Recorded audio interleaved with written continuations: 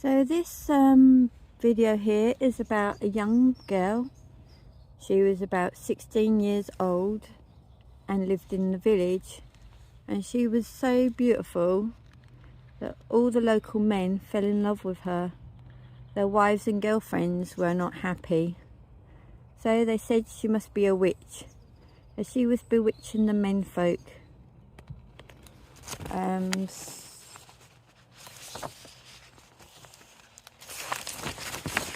The tormented spirit of a girl murdered as a witch who haunts the Denham in the chains that she was drowned in. Think of a fairy tale witch and you're bound to picture an evil aged crone, a midnight hag as ugly outside as in the inside.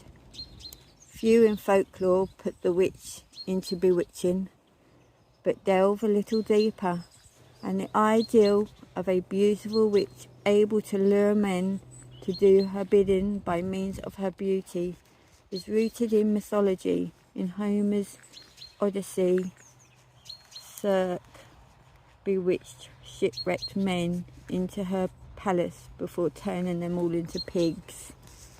So, in Denham, near Bury St Edmunds, the beauty of a young girl in the 1640s led to her dreadful end, when jealous villagers, whipped into a frenzy by the nearby witch hunts, sought their own rough justice. The girl, it is said, was so beautiful that she turned the heads of every man in the village, leading the womenfolk to accuse her of having more than natural beauty at her disposal. They said that she was a practicing witchcraft. In Bury St Edmunds, witch trials had been conducted since 1599, when Joan Jordan of Shadbrook and Joanne Naylor were tried as witches. In the same year, Olif Bartham of Shadbrook was executed for sending 3 toads to destroy the rest of Joan Jordan.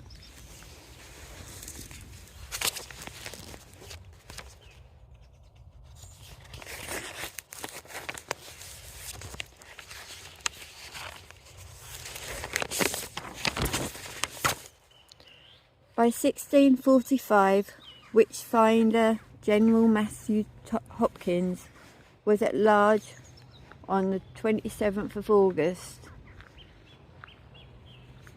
Witches were hanged at Bury and more than 120 more imprisoned, to the backdrop of the wicked hunts in Denham. Mere beauty seemed too simple an explanation as to why the village men were all enchanted by one teenage girl. The 16-year-old was taken from her home and locked in St Mary's Church itself. So that is one of the parts that I've done about was the church. So if you want to go and watch that, you can. So the 16-year-old was taken from her own home and locked in St Mary's Church. Itself is worth visiting to see the extraordinary tomb to Sir Edward Lucanor and wife Dame Susan, who died of smallpox a day apart from each other in 1605, which I've said about. So she was put to trial. She was declared to be a witch and shackled in chains before being hauled down to the road to a well close to the church, where she was thrown in to see if she could sink or swim. A traditional punishment for an alleged witch. Of course, the girl drowned, and the villagers reeled away in horror, realising what they had done, murdered an innocent. Vowing silence, the girl was buried at the meeting of a pathway at the roads that formed the crossroad where she lay. And this is where she lays, and that's why I'm here across. It was a crossroads, so that was the other road, but it's now the triangle, but that is where she laid.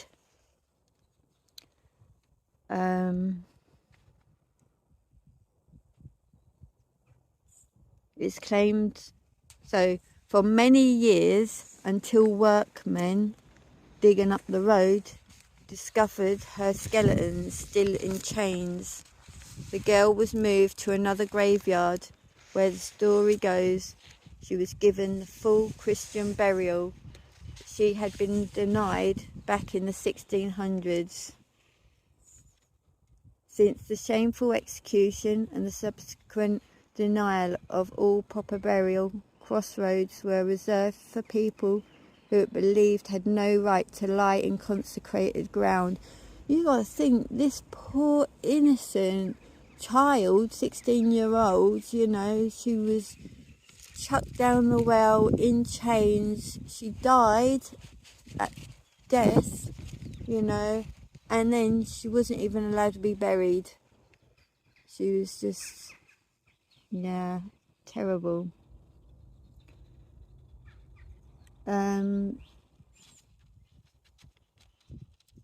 There have been reports of ghostly chains being heard dragging along the road from the church to the site of the old crossroads. So from up there, which that is the church, down the road and to here.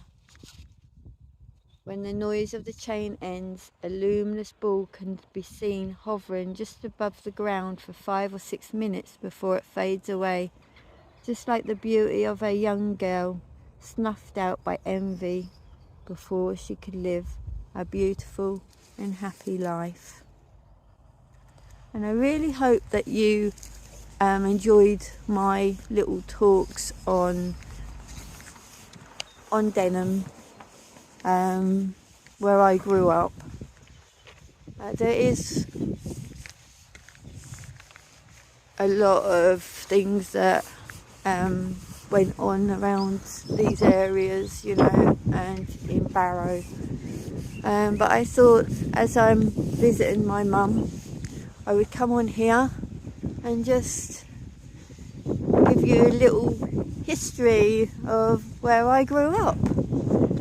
And it's absolutely stunning.